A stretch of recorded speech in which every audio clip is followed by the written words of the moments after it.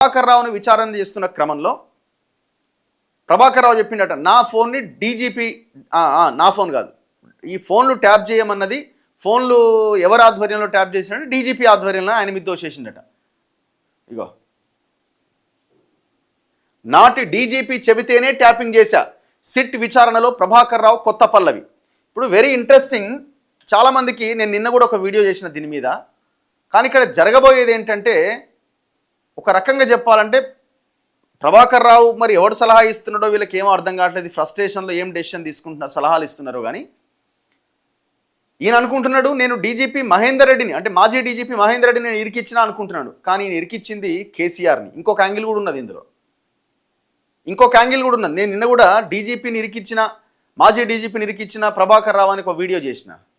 కానీ ఇందులో ఇంకొక యాంగిల్ మనం గమనిస్తే వీళ్ళకి మరి ఎవడు సలహా ఇచ్చిండో తెలియదు కానీ మాజీ డీజీపీని ఇరికించిన కానీ ఇప్పుడు కేసీఆర్ని ఇరికించినట్టు కనబడుతున్నది. అంటే వాటి కేసీఆర్ది.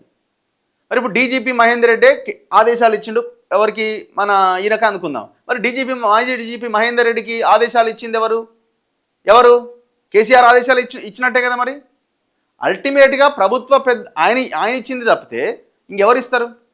నాకు ప్రభుత్వ పెద్దలు ఎవరు తెలియదు అంటుండు. ఎంత దుర్మార్గం! ఏమి తెలవకుండానే 12 సంవత్సరాల పాటు రిటైర్డ్ అయిన ఒక వ్యక్తిని తీసుకొచ్చి ఈ రాష్ట్రానికి స్పెషల్ ఆఫీసర్గా ఇంటెలిజెన్స్ ఇన్ఛార్జిగా 12 సంవత్సరాలు ఒక పోస్టులో పెడతాడా? ఇంత ఇంత ఇంత పచ్చి అబద్ధాలు. ఒకవేళ సామాన్యుడు అయి ఉంటే, ఒకవేళ సామాన్యుడు ఏదైనా తప్పు చేస్తే తనదైన శైలిలో ట్రీట్మెంట్ ఉంటుండే. ఓ మాజీ పోలీస్ ఆఫీసర్ కాబట్టి దేశవ్యాప్తంగా చర్చ జరుగుతుంది కాబట్టి కూసబెట్టి జ్యూసులు ఇచ్చి ఛాయలు కాఫీలు ఇచ్చి భోజనం పెట్టి విచారణ చేస్తున్నారు. అదే మామూలు ఏంటి ఈ పాటికి ఎప్పుడో కక్కేసేది మొత్తం. ఇప్పుడు ఇది ఈయనని అరెస్ట్ చేసి కస్టడీలోకి తీసుకునేంత వరకు ఈయన ఇట్లాంటి సమాధానాలు చెప్తాడు.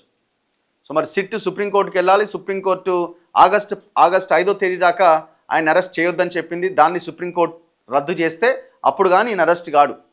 అరెస్ట్ అయ్యి కస్టడీలోకి తీసుకుంటే తప్ప ఈయన వాస్తవాలు వెలుగులోకి వచ్చే అవకాశం లేదు నాకు తెలిసి.